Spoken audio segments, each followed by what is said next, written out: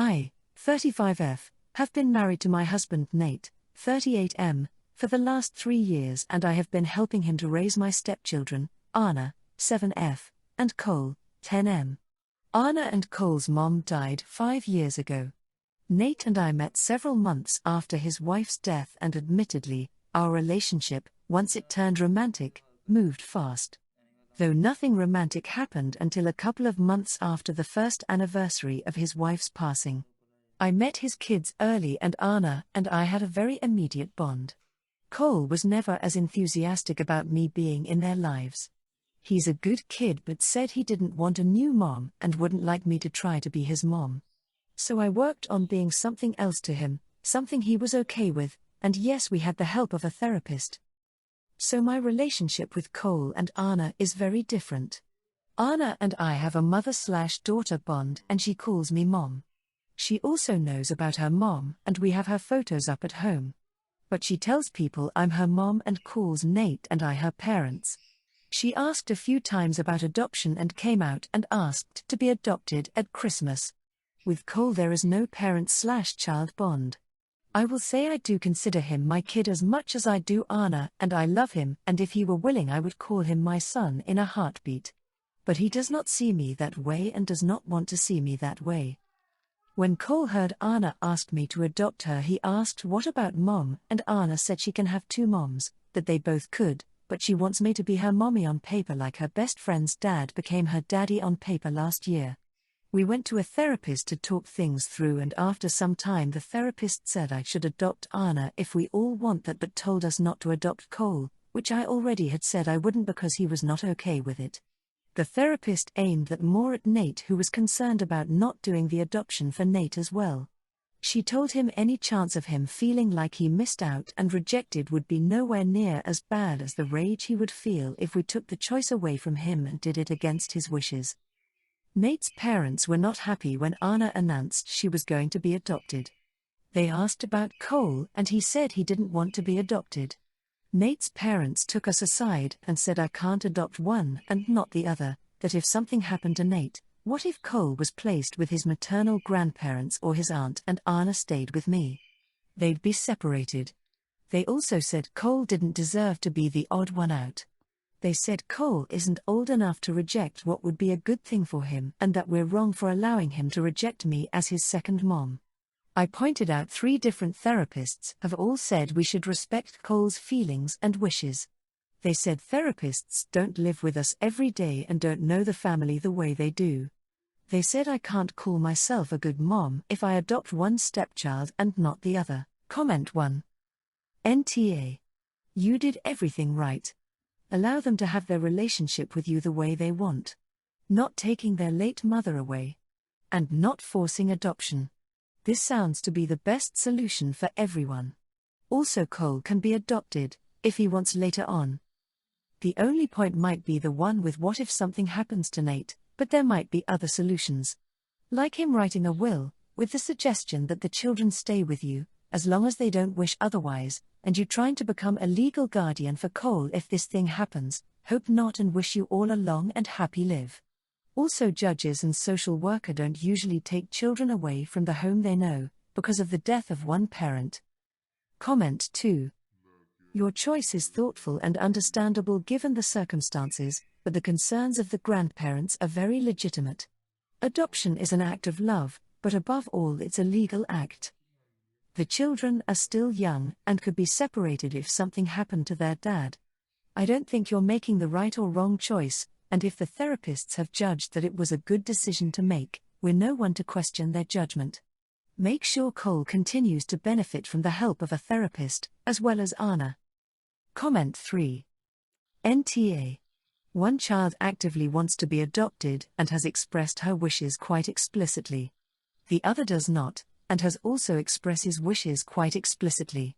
You are doing the right thing. Your in-laws need to respect their grandchildren's wishes.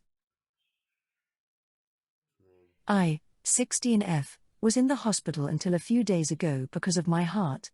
I was born with a heart condition and I got sick again a few weeks ago. They did a surgery and now I'm recovering and already doing way better. But while I was in the hospital, I had a fight with my mom and her husband, but mostly my mom, and I need some perspective on if I'm wrong or not. My dad was in an accident when I was 6. He suffered bad brain damage and was not the same person he used to be. He's not able to take care of himself, he needs a wheelchair, and he had to learn to talk again, but that came slowly and after a lot of years. He has improved in recent years, but he's permanently disabled and he has a bunch of health problems that came from the accident. My mom and dad were married when the accident happened, but after dad was made permanently disabled, my mom divorced dad. He's taken care of by my uncle, his brother, now. Mom told me it was in our best interest to move on. My mom ended up marrying a guy called Jason. When she told me she was dating him, I called her a bunch of names and did not take it good. I also didn't take the news of the divorce easily either. I was so angry. Mom told me it was better for us. So Jason moved in and they got married. Then we found out he had a then 4-year-old, he didn't know, and she moved in. Then Mom and Jason had 2 kids together. One big issue I have is that Mom expected me to see Jason as my new dad, and she encouraged me to let dad go and instead rely on Jason. She tried to cut me off from dad, but the courts did not like that, and even though he doesn't have custody where I live in his house, I get to see him several times a month per the courts. My mom thinks I would be healthier and have a better life if I let Jason be my dad. Jason told me a few times how much it offends him that I would rather have someone who can never be a dad to me again over him. I'm not very close to my stepsister or half-siblings either. I know none of this is their fault, but I don't spend a lot of time at home and don't want to be around them because it means being around either Mom or Jason. So anyway, when I was in the hospital and they told me about the surgery, I called my uncle and asked if dad could come and see me and be there for some of it. My mom didn't like that and she told me she didn't want the other kids to see my dad because of the way he is. I told her they didn't have to see him, but I wanted to. My mom told me that means my siblings can't be there, and I told her I would rather have my dad than them there. That he's my dad. I told her I would pick dad over her and Jason too. I told her she might have declared him worthless because of his disability, but he will always be my dad and she better accept it or she'll lose me. My dad was with me before surgery and when I woke up. Mom is still pissed about what I said. She held onto it until I got home from the hospital, but she said my siblings feel so rejected by what I said. Comment 1. NTA. Your mom is not a good person. Not only for dumping your dad, but for forcing Jason on you, who is also bad for forcing himself, but for also repeating what you said to your siblings and driving a wedge between you guys. That was messed up and cruel. Those kids never should have heard that. There was no reason. NTA to you for needing your dad. As soon as you can, I hope you can go live with your uncle and dad. Can you talk your uncle about how bad things are at home? Comment 2. NTA. Your mom is on the road to losing you completely. And in fairness, if you really want to hit her where it hurts, you could point out to Jason how quickly she divorced your dad and moved on when your dad had his life-altering accident. And ask him, what do you think she'd do if something similar happened to him? Comment 3. NTA. Her siblings only feel rejected by what you said because she told them. Clearly didn't take the in sickness and in health part of her wedding vows seriously either. Your mom sounds very selfish. I'm glad your dad has you and his brother. I, 22F, recently decided to dye a pink streak into my hair. It made a fun change from my usual look, and honestly gave me a boost of confidence. I got some compliments on it that were very sweet, but I'm more focused on how good I feel within myself. One of my friends, Ella, 23F, is not a fan of my hair. The first time I was out with her after I'd dyed it, she laughed and said I looked like a children's show host. Honestly, I found that pretty funny, and I don't take myself very seriously when I don't think there's any malice in what's being said, so I laughed about it too. However, over time it's became clear she actually doesn't like it and seems to really want me to know. Every other conversation we have includes a weird, passive-aggressive comment about my hair, many about whether my BF thinks it's weird or not. The few times she's seen him with me, the first thing she comments on is my hair and tries to laugh with him about it, to which he just stands there bemused. Now, Ella comes from a conservative family, so I do get that she might not know any other people with unnaturally colored hair. But I mean, really? Her endless comments have attracted the attention of our other friends too, and whenever she's called out just laughs and tells us to take a joke. I kind of snapped on her the other day about it. Some of us, Ella included, went out for drinks after work. I had my hair up, and the pink bit was clearly visible. The second she saw me, Ella burst out laughing and exclaimed, "OMG, what is your hair?" At this point, her comments were clearly not jokes, they were pointed and intended to hurt me. In as level a voice as I could, I looked her dead in the eye and said, "Ella, I didn't ask your opinion about my hair." Her smile immediately faded and she left, blaming me once again for not being able to take a joke. A couple of friends out with us then said that I'd been a little harsh by calling her out in front of everyone, to which I replied that Ella hadn't minded doing the same to me. The rest of our friends agreed with me, with one even saying they would have spoken out much sooner if they were me. Ella has ghosted me ever since. I think she was in the wrong for her comments, but were those friends right about me being harsh by calling her out like I did? Should I have been more discreet or something? Comment 1. Ella doesn't seem to have a problem making comments about your hair in public, so why should you? You've let all her comments public and private slide off of you for a while now. Enough was enough. If she didn't want to be slapped down in public, she shouldn't have made public comments. A joke is something funny. She seemed to be the only one laughing at her comments. So I guess that makes her the joke. OP comment. 100% about her being the only one laughing. Particularly in the situations I mentioned where my BF was there, she'd try to make a joke insinuating I was somehow less attractive in his eyes due to my hair. We'd literally just stand there looking awkward, not knowing what to do while she laughed. Comment 3. Your friends are wrong. Ella was effectively trying to bully you, and constantly gaslit you pretending that it was all a joke. That's utter BS. You know it, she knows it. Perhaps some of your friends know it. But they may feel uncomfortable between the two of you. You were not even rude to her. How you have your hair is none of her concern. How dare she assume that she even has a say in it? She's the R. And maybe some of your other friends are too.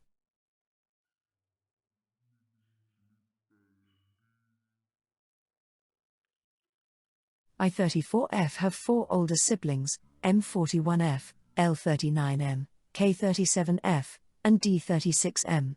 About a year and a half ago M, L, and D went pretty much no contact with our parents. K went low contact over our parents, favoring my daughters out of all the grandchildren and, according to them, favoring me as well when we were growing up. I knew my parents would give my kids lots of extras and offer me help with gifts when we didn't need it without doing the same for the others, and at the time I had the view that what they did with their money or paid attention to wasn't any of my business. I couldn't help if they favored me growing up or my children now. My mother went from calling me to just talk or hang out to needing me or my husband to run errands for them constantly.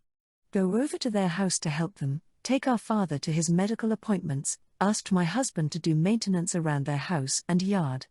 Things M and L primarily did for them.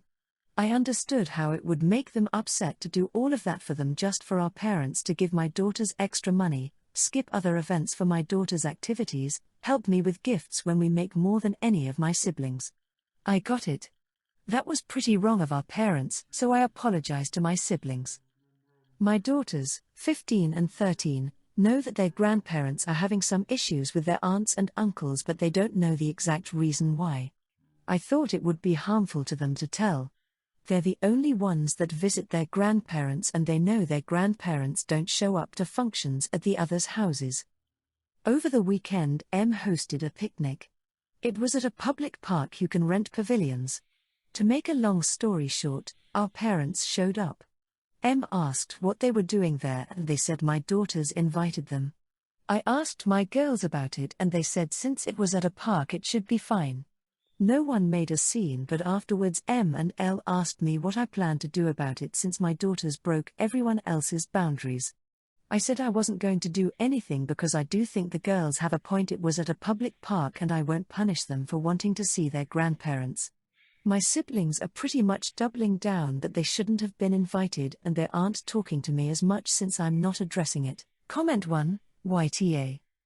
From your story here, your parents sound like they utterly failed in their responsibilities to all their children. By your own admission, your parents have been awful to your siblings and their children. They are totally justified in wanting nothing to do with them. You are failing your daughters.